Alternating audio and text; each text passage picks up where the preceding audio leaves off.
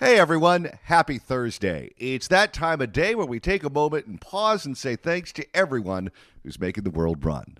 Let's start with the men and women in the military, police officers, firefighters, doctors, nurses, lab technicians, hospital orderlies, small business owners, restaurateurs, truck drivers, everyone working at the grocery stores and fast food joints, the Port of Los Angeles and Union Station, the pilots and flight attendants. Let's listen to the national anthem. And a very happy Thursday to you at 12:07 in the West. Talk Radio 790 KABC, the John Phillips Show. Mr. Randy Wang has the day off. He'll be back with us on Monday. 800-222-5222 is the telephone number, 1-800-222-5222.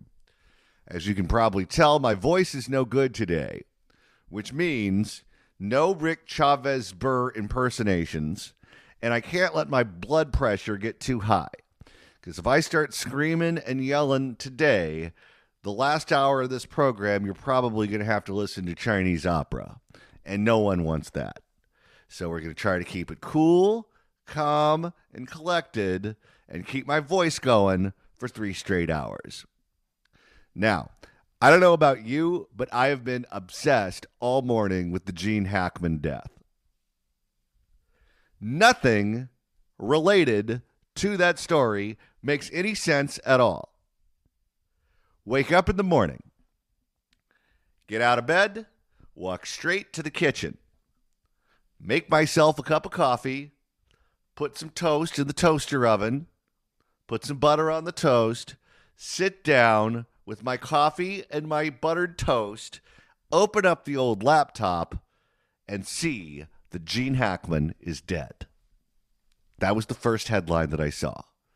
Gene Hackman is dead, found in his house in Santa Fe, New Mexico, with his wife, also dead, and the dog, also dead. No foul play is suspected. Now, wait a minute.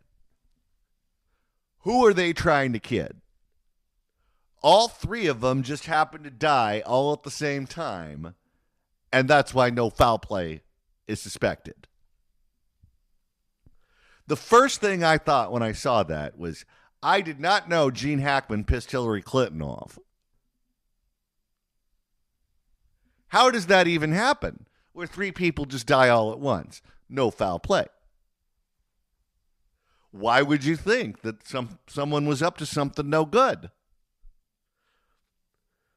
A man, his wife, and their pet, they drop dead all at the same time, all the time. Daily occurrence. Are you trying to tell me natural causes caused all 3 of them to roll a 7 all at once? All 3 of them. Now, I get it. He's in his 90s. He's an older gentleman. People in their 90s, they drop dead all the time. At the same time as the younger wife? At the same time as Fido? Just one day, the family's all alive, then they go to bed, then boop, they're all dead. Every single one of them. What, did the flowers in the yard die too? What else at that house died that night? I don't think there was any other living things left in that house. But no foul play. Nothing to see here. Keep it moving. And Gene Hackman is a guy in his 90s. That guy is a fighter. That guy is a guy who's not going to roll over if there was an intruder or there was something going on that shouldn't have been going on in that house. Remember a few years ago, he made the news. He and his lovely bride were walking the streets of Santa Fe, New Mexico, where they live, and some bum called his wife the C word, as they tend to do. I don't know what it is about the meth that makes them so aggressive, but the meth never makes them shower praise upon you. It's never like you're walking down the street, you see someone on meth, and they go, I really like your watch. What is that, a Timex? Is that a Rolex? What do we got going on here? They never do that. The voices never tell them to be nice. the voices are always real nasty. And that's what happened that day. 2012, that's when it happened.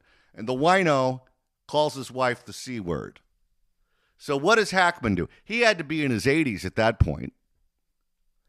A man in his 80s walking the streets, and a wino does that to the missus. He rolled up his sleeves and went to town on the wino, right there in broad daylight in Santa Fe, New Mexico. Does that wino not look at the movies? He is Lex Luthor. He put Superman in a wheelchair. If he could do that to Superman, what do you think he'd do to a wino? Put him in a full body cast. I bet you that's the last time that guy dropped the C-bomb on a man's wife. But that's Gene Hackman for you. And then today, he, the wife, and the dog, all dead. Nothing to see here. No foul play suspected. We'll be revisiting that one at a later date. I don't know what's going on in that police department. Maybe it's like Boulder with the John Benet Ramsey thing where it's a town with no crime, so they're not used to investigating these sorts of things. And Andy and Barney showed up to the crime scene and said, oh, nothing to see here. Let's move on and go get a haircut from Floyd. Maybe that's what happened. I don't know. But who's believing that? No foul play. All three of them dead all at once. You got to be kidding me. I mentioned this to a friend of mine. 3 of them dropping dead at once. I said, what do you think of that? He said, were they vaccinated? Maybe. I don't know. All right. So that's what happened in the state of New Mexico. Yesterday, we told you about a bill here in California sponsored by Rick Chavez Zbur, who I am not allowed to impersonate today because my voice will not last 3 hours if I do that. Too much strain.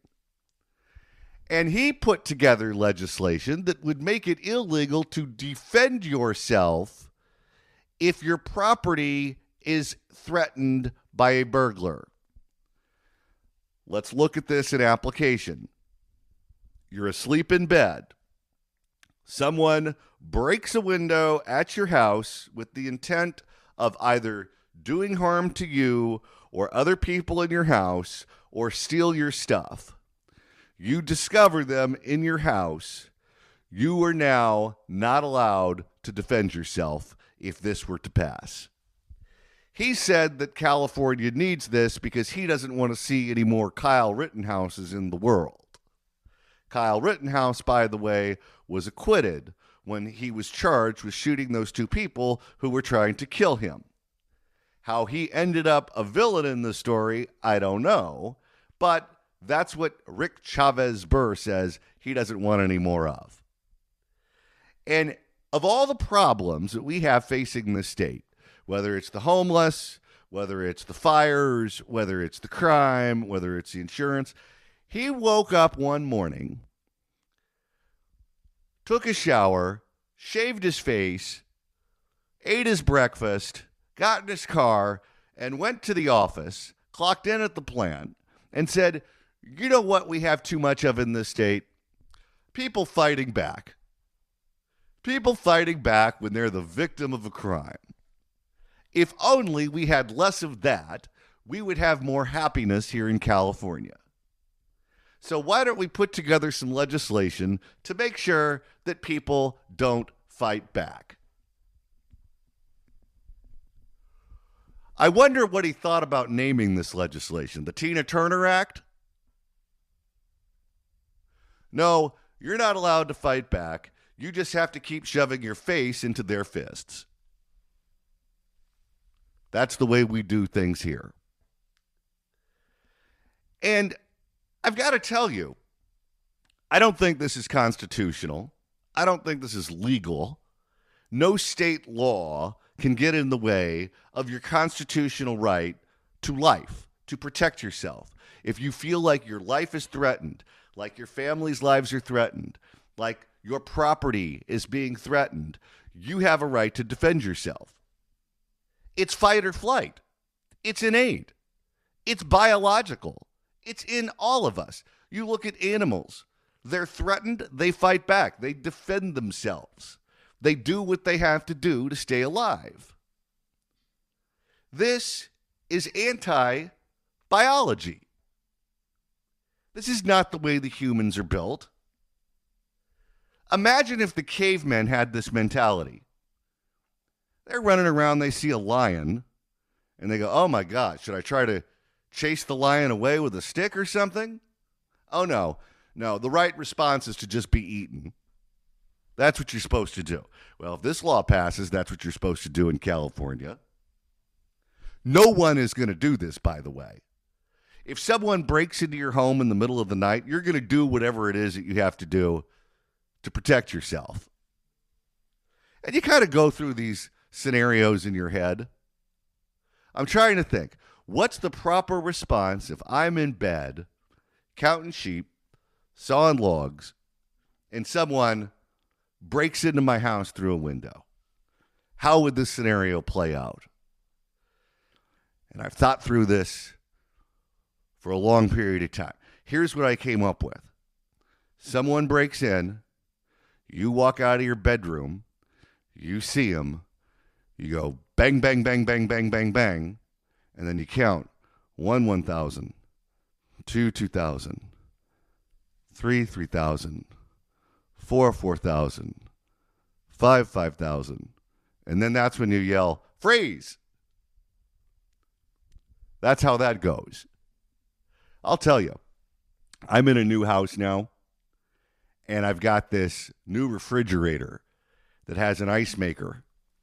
And the ice maker doesn't make normal, well, it does make normal ice, but it also has another mechanism where it makes ice that's intended for scotch, where it produces these beautiful hockey pucks, although it's more of a ball than a hockey puck, but you get the idea.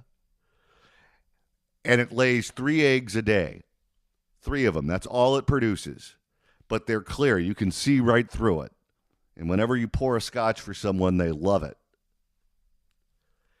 And I was asleep the other night, and I'd never heard this freezer produce these beautiful ice hockey pucks for scotch.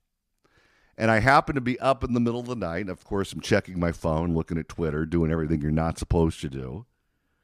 And then the freezer in the other room across the house, a house, by the way, that doesn't have a stitch of carpet in it, nothing but tile. So everything echoes like it's in a catacomb. And it produces one of these hockey pucks. It sounded like a Kia came through the front wall. It sounded like an explosion. I thought I had an intruder in the house. And I get up out of the bed, and I crack open the door, and I look out into the living room and the kitchen and the other part of the house. No intruder, no Kia, no broken glass. And then at a later date, I heard the freezer produce the same noise, which sounds like an explosion. And that's when I knew, it laid another egg. But let's be honest. If that was an intruder, I would have done whatever it is that I had to do to protect myself. Because I have a right to be in that house. They don't. Well, if you believe the HOA, I don't have a right either, but that's a different story. But the point is, you're going to do what you got to do to defend yourself. So what this is going to result in is it's going to result in these whack job prosecutors like George Gascon when he was around, or Pamela Price up in Alameda County when she was around. They're going to go after homeowners for defending themselves. It's going to be open season on people just trying to stay alive and protect their stuff. Because ultimately, this is an issue of ideology and not sound public policy. If you own a home, you have stuff. And there are people in this world who don't have as much stuff as you. So if they break into your house to steal your stuff, well, that's just the way it works. You shouldn't have that much stuff. You have a car, they don't.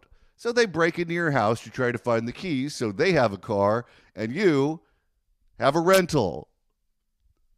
What's the problem? We don't want you shooting that person. We don't want you tackling that person. We don't want you tying them to a chair and calling 911. We don't want any of that. No, you just let them steal it and then file a report online. That's what they want you to do. Well, people aren't going to do that. File a report online. Some guy breaks into your house, steals your car. You have no transportation. File a report online. Okay. Like that's going to get me through the drive-through window. Ridiculous. But this is how they want us to live. This is what they want us to do. Not in my America. People defend themselves all the time. All the time. And sometimes, I would say most of the time, it doesn't even have to get messy for them to get the point. My guess is, if someone breaks into your house and you cock the gun, as soon as they hear that, that's the international sign to get out. And you don't even have to fire the firearm. You just make that sound, and they run for the hills. And that is a weapon and the threat of self-defense that prevented the bad thing from happening. It doesn't always have to result in gunfire. It doesn't always have to result in weapons being used. But the fact that they know that you may or may not have a weapon and you're certainly willing to use it is motivation enough to stop them from doing the bad thing or to stop them from doing more of the bad thing. You take that threat off the table and suddenly it's open season on all of us. There is no such thing as private property at that point, because if you own it, but someone can take it from you and you can't stop them, then is it really yours? If this actually goes through and Gavin Newsom is dumb enough to sign it, this might be, out of all the bad legislation that they've produced, this might take the cake. And I know they think, well, you know, people are going to get real reckless if they get to decide what's a threat and what's not. I know mistakes are going to be made. I have a good friend of mine. She looks a little bit like Faye Dunaway, and she lives in one of Donald Sterling's buildings. And she's one of these people with a big heart for animals. So she will foster animals, dogs, cats, whatever. So you go over there and it looks like Dr. Dolittle. There's cats all over the place. I'm not a big animal fan, especially cats. I don't know what the deal is, but you sit down on the couch and the cats just climb on everything. So if there's a dresser next to the couch, the cat will climb the dresser and then jump off the dresser and do like a Greg Louganis twirl in the air and land directly on your crotch. No use for cats for me. But anyway, she loves them. And she lives alone, and she's packing heat. If you are a single lady living in a big city with lots of crime and a police department that tells you to fill out a form online if something bad happens, you got to do what you got to do to protect yourself. So she has a gun. And one night, she heard a lot of commotion going on, woke her up in the living room. So she wakes up, she starts paying real close attention. She hears more wrestling going on out there. Something's going on in the living room, and no one's in there. It's only her. The door is locked. No one's supposed to be in there. No one has permission to be there. So she turns to her nightstand and grabs her gun. There's bullets in the gun. She's got the gun cocked. She's got the gun ready to go. She's holding the gun right in front of her face like she's one of Charlie's Angels. Well, at her age, she wouldn't be one of Charlie's angels. Maybe one of Charlie's grandmothers. So she's standing there ready for action. She's not going to let anyone steal her stuff or rape her in the middle of the night. No. She's going to go down fighting. So she stands next to the door. And she opens up the door when she hears more noise and opens fire. As it turns out, it was the cats that were making the noise, and she shot up her stereo system. Why she continued to have a stereo system long after that technology was rendered useless, I don't know. She no longer has an operational stereo system. It looked like the Bonnie and Clyde car, but no one got injured. Come to think of it, it was a Donald Sterling building. Can you imagine what kind of cow Donald Sterling would have had if he saw bullet holes in that wall that she put there? No way she'd get her deposit back. But no one got hurt. But if that was an intruder, she was ready to go. She had the gun, she had the bullets, and she was willing to use it. I want that option. As a homeowner, as someone who values my personal safety, I want that option. I want the ability to defend myself if there is someone who broke into my home, who's trying to steal something from me, who's trying to do harm to me, who's trying to do harm to other people in my house. I don't want that. And I want to be able to defend myself. Calling 911, that's great. But sometimes when you need them there in seconds, they're minutes away. So you got to be ready to go. Someone breaks in, it's showtime. So I'm curious. I want to open up the phone lines now at 800-222-5222, 1-800-222-5222. I want to hear your stories. When have you been threatened? Someone's breaking into your house. Someone's trying to commit a crime, and you've defended yourself, and you stopped the bad thing from happening. I think it happens daily in California, and they want to take that away from you. I want to hear your stories at 800-222-5222, 1-800-222-5222. Your call's coming up, but right now it's time for KABC Dependable Traffic. It's the John Phillips Show on Talk Radio 790 KABC. If you'd like to email the show, you can do so at johnnydon'tlikeshow@gmail.com. That's johnnydon'tlikeshow@gmail.com. And if you missed yesterday's episode and you want to find out what you missed out on, that's easy to do. All you have to do is subscribe to the podcast edition of this program on your handy-dandy iPhone. All of the episodes will be downloaded automatically to your phone, and you can enjoy the show whenever and wherever you like.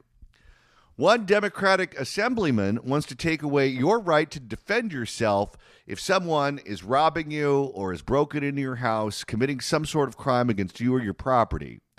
I want to know, when have you had to defend yourself in the past when you stopped a bad guy from doing a bad thing? 800-222-5222, 1-800-222-5222. Your call's coming up, but right now it's time for headlines. It's the John Phillips Show on Talk Radio 790 KABC. The Fix California Hour coming up after the news at 1. Right now we're taking your calls at 800-222-5222, 1-800-222-5222. Let's begin with Mitch in Camarillo. Mitch, hello. Hey, John, how you doing today? Good. Oh, good. I got a great story for you. One day I was in my shop. I used to work out of my house, and I worked in the garage. And I had an office in the garage. I make guitars. And one day the family left, and within like a minute, I hear a noise in my house. So I leaned back in my seat because I heard somebody come into the garage where I was, and I see this guy standing there He's about 5'9", 5'10", blonde hair and black shirt, black shorts, with brown muffins or mittens on his hands. And I said, "What in the hell are you doing in my house?" He goes, I was looking for my cat in your backyard." And I said, "No, this isn't the backyard." And as I stood up, he ran for my front door. And I sat down and watched him fumble around with the lock, because it was locked and everything. And he ran out, and I got on 911 while he was doing all of that. And I called the cops, and they showed up. And one of the things they said was, "Next time, have a 12-gauge ready for him." And I was like, "Really?" But it was comical as hell. I can only imagine what the look on his face must have been, because he probably had been watching your house for a long time, and he saw the family leave, and he thought the house was empty and the coast was clear. Oh, he had the look of shock, of death on his face. He was wondering, "Oh my God, I've screwed up." And the funny part was, is as I watched him run down the street, as I was talking on the phone with 911, he put his sunglasses on like it was going to cover his identity. It was comical. All right. Thank you for the call, sir. Let's go to Jerry in Los Angeles. Jerry, hello. Oh, hi there. How are you doing? Good. I had a woman years ago knock on my door with her boyfriend behind her, and she said, "Could I come in?" Sir. And I said, "Oh, I have the alarm going here, but they're doing the alarm." And I said, "No." That's not carbon monoxide poisoning, is it? I'm sorry, what? That's not the carbon monoxide detector, is it? I'm testing it. So I said, "I can't let you in. I don't know you." All right, sir. Thank you for the call. I hope he doesn't end up like Gene Hackman. Do you think there was an active fire going on at his house? It went off twice. And I love the fact that he just ignored it and just kept telling his story. "Sir, is everything okay there?" "Well, there's a fire in the room next door." I'm sure the fire department will be right on top of that. Now back to my story.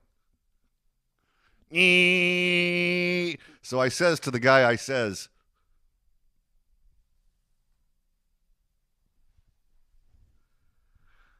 "I wonder how much of the house is consumed by the flames." If there's a fire in any portion of the house, the alarms are supposed to go off all over, correct? Maybe it was in the garage, and he figured he had enough time to tell a story before he fled the house. 800-222-5222 is the telephone number. 1-800-222-5222. More of your calls coming up in moments, but right now it's time for KABC Dependable Traffic.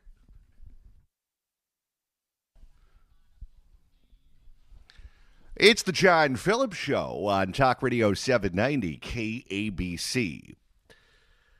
The Fix California Hour coming up after the news at 1. Let's go back to the phones and welcome Roy in Orange. Roy, hello. Hi, Dan. Hi, Dan. Thanks there. for taking my call. Go ahead. All right. Well, probably in the late 60s, early 70s, I was in the Marine Corps, and I watched the movie In Cold Blood, and I saw where these guys, a couple of them broke prison, and they just massacred a whole family, a wife, husband, and daughter, and son, and it so moved me. I thought I would never, ever let that happen to my family. And so I have a loaded 38. I don't, I may not be the exact way of doing things that everyone would suggest, but I don't want to go unlocking and unloading a safe if I have to get my gun. So it's very close to me at night. I leave the first chamber unloaded, and so I've got rounds in there, and I'm ready to grab it and shoot if I have to. So it was one night about 1 o'clock in the morning. I heard some noise, and I moved the curtains off my atrium off the master bedroom, and I looked outside, and I saw 2 or 3 guys outside, and they were helping themselves to my truck, unloading tools. So I grabbed my .38, went to the far end of the house, closest opening to where they were at, shut off the alarm to the house, stepped outside, and I saw 3 guys standing there with all of my tools on the ground, and they were going through everything. And I just yelled at them, "Hey, freeze, guys, I got a gun on you." And they looked up, and they started running. And what really irritated me was their truck that they were driving was newer than the truck that I have that they were robbing. And I thought, you rotten son of a gun. So I thought, I'm going to detain you. And I pulled off. They started running, and I pulled off around and into the tire of their automobile. And one guy, he's got a flashlight running down the street. He jumped the neighbor's fence. The other guy jumped in the car. They took off. One guy's running down the road still. I tried to hit another round into the tire before they took off. And anyway, I was unsuccessful at stopping them, laid the gun on the hood of my car. And now neighbors are looking out the windows, and my wife came out and said, "What the heck's going on?" I said, "Call the police and just let them know that I'm outside of the home, and I stopped a robbery." So the police showed up. The officer walked up. He says, "Well, it looks like they got you." And I said, No, they didn't get me. They tried to. And I said, I fired off a round into their tire to try to stop them. And he said, "What?" And I said, "The gun's on the hood of my truck there." And he got on his mic, shots fired, and it looked like SWAT outside of my house. I mean, I was lined with police cars. It was all lit up. Neighbors are all sticking their heads out the door. And so through the questioning, I thought, you know what, this isn't sounding too good. So I'm talking to one of the officers, and I said, "Hey, tell me what's going on here," because I saw policemen, like a detective or whatever, over talking to my neighbors. And he said, "Well, basically, Mr. Miller," he says, "you committed a felony, and they committed a misdemeanor." He said, "Your tool bins weren't locked." And he said, "And you fired off a weapon at them." And I said, "No, I didn't shoot at them. I shot at the tire. I was going to keep them here for you." He said, No. He said, "That doesn't work that way." He says, "Your best hope is that we don't find these guys that will testify against you." So what had happened was they were going through the neighborhood. Everyone's standing out the street. They're actually applauding me. My neighbors are giving me the high fives. But they're trying to find somebody that could be a witness against me, which they couldn't find, and evidently I couldn't witness against myself. So they took my gun, and 30 days later I got it back. But anyway, that's my story, and I still stand ready. I will not allow anyone into my home uninvited. So now, as I sit here digesting this story, sir, a thought just came into my head. You had a truck. You had tools in the truck that 3 men were trying to steal, and you caught them, and you shot at their tires. Do you realize, sir? That's correct. You shot at the Pep Boys.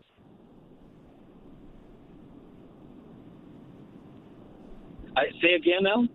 You shot at the Pep Boys, Manny, Mo, and Jack. Oh, okay. Okay. All right. That's their identity. Thank you for the call.